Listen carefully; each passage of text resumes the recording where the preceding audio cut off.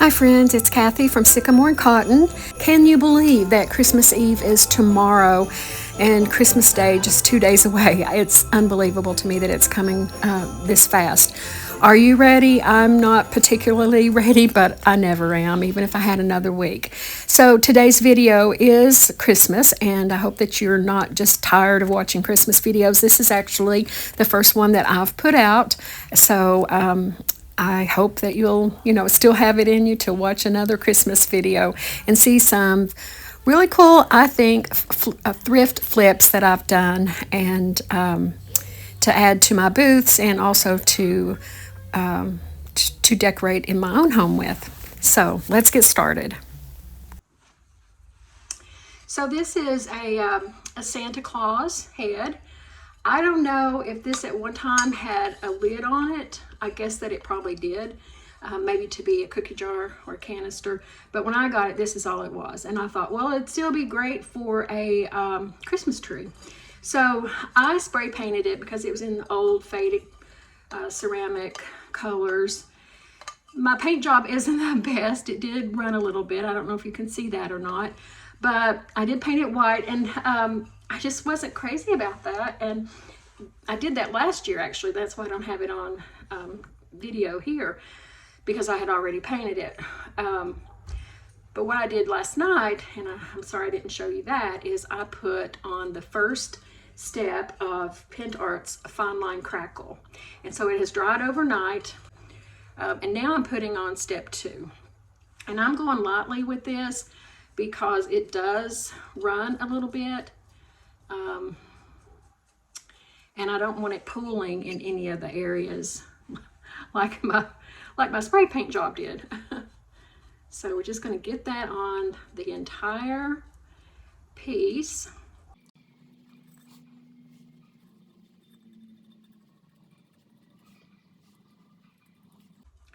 I'm trying not to get it too thick because I don't want it to run, but I also don't want it to be such a thin coat that it doesn't crackle. And my breaker is out in this room. I'm running an extension to get a little bit of light right now. So when I finish this, I will take it into another room and use the hairdryer and help speed up the crackle. 1, because I'm impatient. 2, because that really helps make a difference when you're crackling. Let me know in the comments, have you ever used the PintArt's Fine Line Crackle? This is the only PintArt product that I know of that I have used, and I'm really happy with it. I love this Fine Line Crackle. They have another crackle process. I think it's also a 2-step, but instead of it being a very fine line, it gives a larger crackle. And I love the fine line because it's more authentic to me to what a vintage piece would have. And everybody knows we all like vintage. Well, most of us do. All right, so I've got that on there. I am going to let it sit for a few minutes before I take it to dry.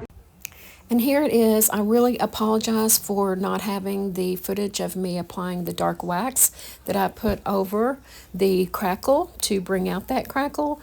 I'm sorry about that, and I'm also sorry I didn't get better pictures here, but I do hope that this is something that you enjoy. I like how it turned out. I think it's a really good way to restore a piece like this that had really faded colors on it and make it more neutral, but then you can add your color to it with your bows or whatever else you decide to do with it. But tell me what you think. I hope you like it.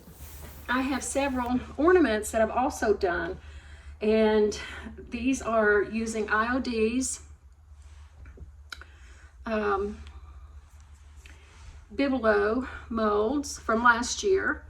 And so I had poured these a long time ago, so I didn't have that process to show you. And last night I just got really busy working without my camera, and so I applied this beautiful Santa Claus that I got online, printed it off, And to fade in with the colors around, I did a little bit of painting. And then the red here is painted red before painting it gold because the red helps the gold pop. I've put on one coat of the fine line crackle. Now I'm going to do the second step. So here's another one of those molds. Well, it's a different, but it is from Iron Orchid. I have this beautiful cardinal. I just need to put the crackle on it. Of course, I'll be painting the frame around it. I know I've shown these before with the, I call this Mackenzie Childs style.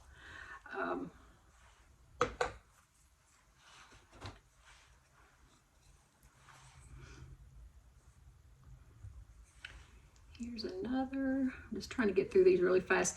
I go into the shop today where my booth is located. I work there one day a week, and I love this one. Mary and Jesus, baby Jesus.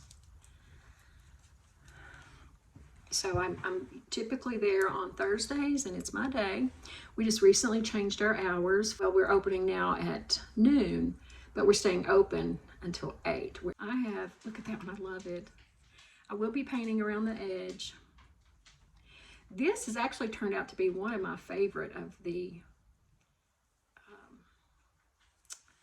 ornaments. I think it's from the Biblo. I'm not 100% certain. Let's see here. Yep, got to get the back of this one. This is actually just a back on this ornament. Santa's on the front. But I do like to do something special on the backs as well so that they're not just blank. Here's some with the blue and white.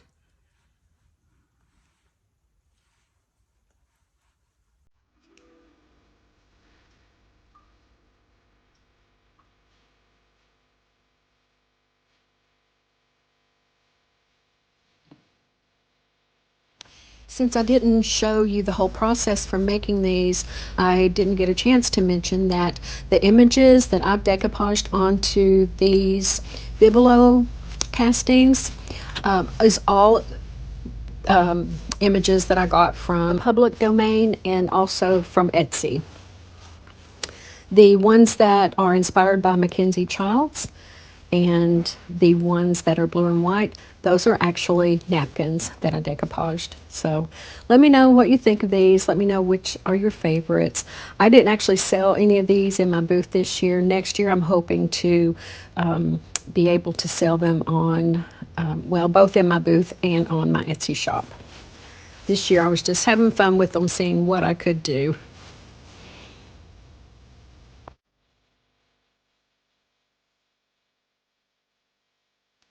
So I thrifted these 3 stocking holders a few months ago and pulled them out of my Christmas stash that I've started working on recently. And I don't really like the silver that it came in. I've already painted these 2 with a gold metallic paint, and I left this one. My phone was busy and I didn't get a chance to, I couldn't take it off of what it was doing, so I had to wait until it was finished uploading, actually, my last video for YouTube. And I had to wait on that before I could use it. So I went ahead and did these 2. And now I'm just showing you how simple, just a little bit of spray paint. When you're spray painting, you always want to always be moving your hand or your can. You never want to stop, you know, anywhere, because that's going to cause a concentration of the paint. And that's it. I'll do probably one more coat of it, but let me show you what I did before. This has a really nice black velvet padding on the bottom. These are heavy, so they'll hold the stocking, but I did tape the bottoms up to be able to protect that. then just spray paint it a couple of coats at most. I think I could easily get by with just one. But that's it. And I'll put these in my booth. And so this also is something that it's brass, but I'm not sure. I know the back part's not. It just needed a little refresh. So sorry about the lighting back here. I'm on the back of the back deck of the mobile home that my last video was showing, which is my workshop now, with still lots of work to do. But I love having this back deck so that I can work back here with projects like this with my sander and paint, where I need to have it out in the open, fresh air. So I think these will be really pretty on someone's mantle or shelf or table, wherever they hang their Christmas stockings. I placed these in my booth, the new one that I opened recently at the Corbin Vendors Mall, and they're priced at $6.99 each. I got these tall reindeer candle holders right after Christmas last year, and the white that you see there is how they came originally, and I knew that I would either paint them black or paint them white or paint them gold. And as you can see, I've already done one of them in the gold, and I think that was the best choice for this. And again, it's just as simple as spray painting. Now with this, I do want to make sure that I move it around to get inside the legs and the body of the reindeer. But basically this is it. These reindeer were white when I purchased them. They did have a bow around the neck. It was a white and black checked bow, and there was a big, probably at least 1.5 inches rhinestone in the middle of the bow, and that's how they came. I knew that I would take those off when I got them and change the color, and I'm going to be putting a wreath around their necks. And that's all it takes to give these a fresh new look. Restoring decor really doesn't always need to be a long, involved process or anything too complicated. As these last two projects show, sometimes it's just a can of spray paint. I made a couple of wreaths for their neck using some leftover pieces of greenery and took these into my shop, and they sold 2 days after taking them in for $42 for the pair. These were hard for me to let go of. I really did like them, but really just don't have room for them at my house.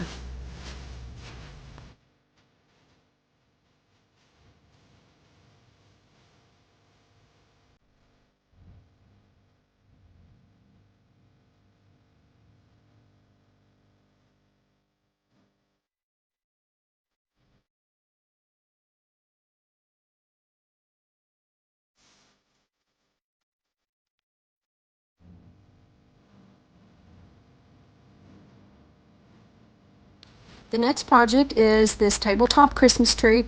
I think it's about, I don't know, 3 feet altogether. And I've had this in my stash for 2 years. And usually when I have something that long, it's basically because I'm not sure what I want to do with it. And then one day it'll just hit me, okay, I'm going to do this. With this project, it was basically, I'm tired of looking at this in my stash, so I'm going to do something to fix it. So I started by taking it apart, deconstructing it.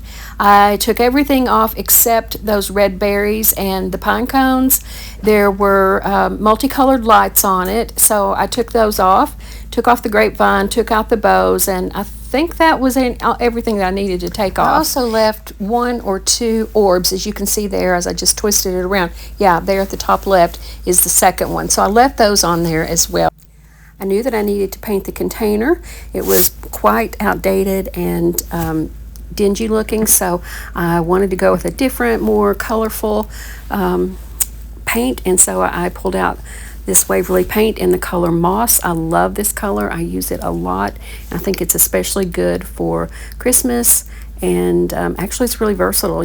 Waverly paint covers really well, so I only needed to use about a coat and a half.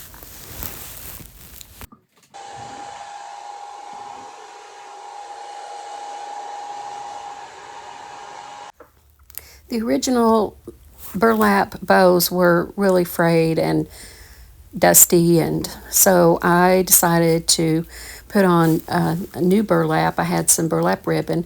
I also pulled out some boxwood greenery. Even though this is a nice full tree, I liked that this would give more dimension and a little bit more color to the tree. So I'm just taking off those smaller stems off of a bigger stem, and I'll just be tucking them in throughout the tree.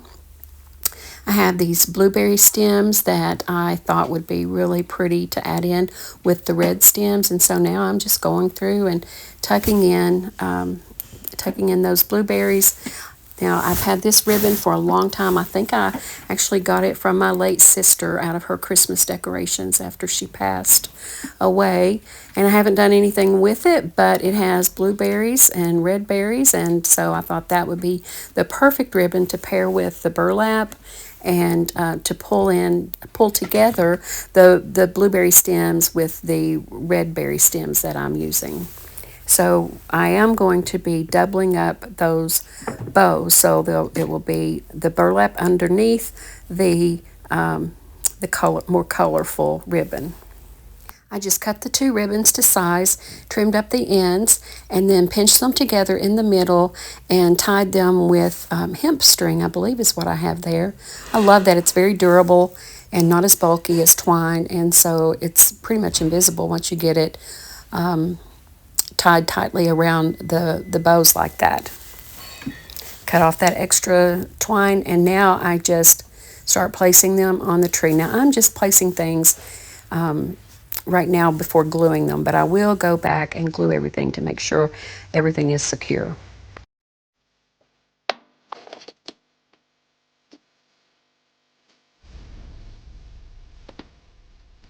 Sometimes I get ahead of myself, or sometimes I do things backwards. You could call it either way. But I had forgotten that I wanted to put on some clear lights, and so I got out the strand of lights. And it's a good thing I had not glued everything in place yet, because I needed to get these lights tucked in before I went any further with gluing. So that's what I'm doing here now. And I only put one strand of these lights on, so probably could have used more lights, but this is what I had and it works out fine.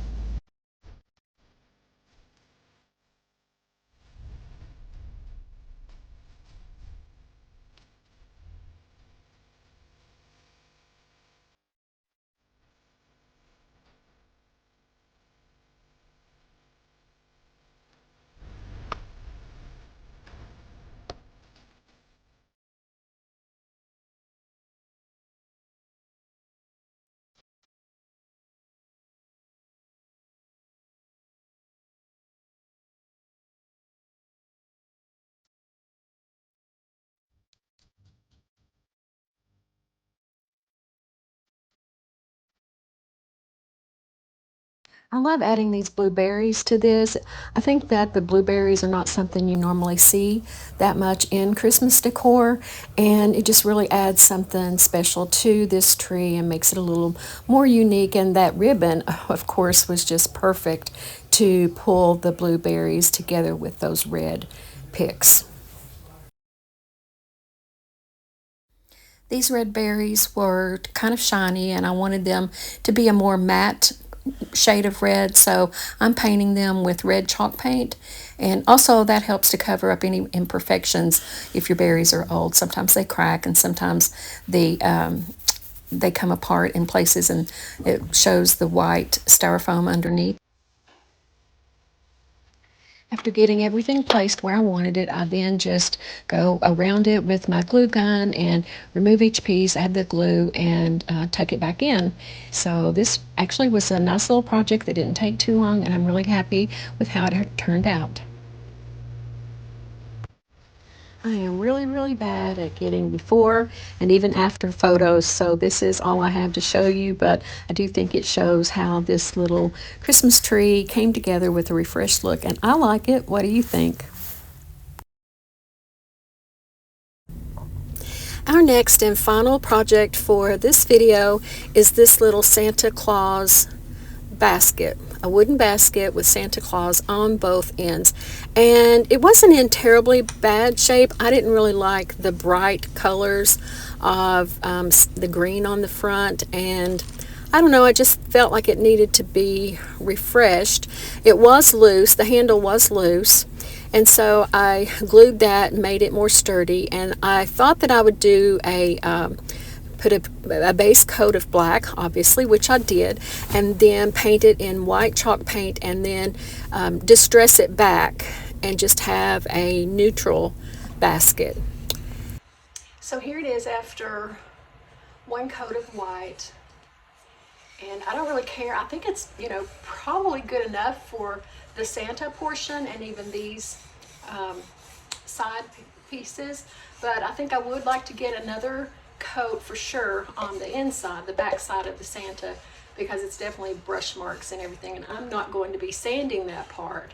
So I'm going to get started on that, and it's just going to be plain painting, nothing special, so I won't drag you along for that. I'll just come back and show you when I have gotten that part painted and start with the distressing, which will be next.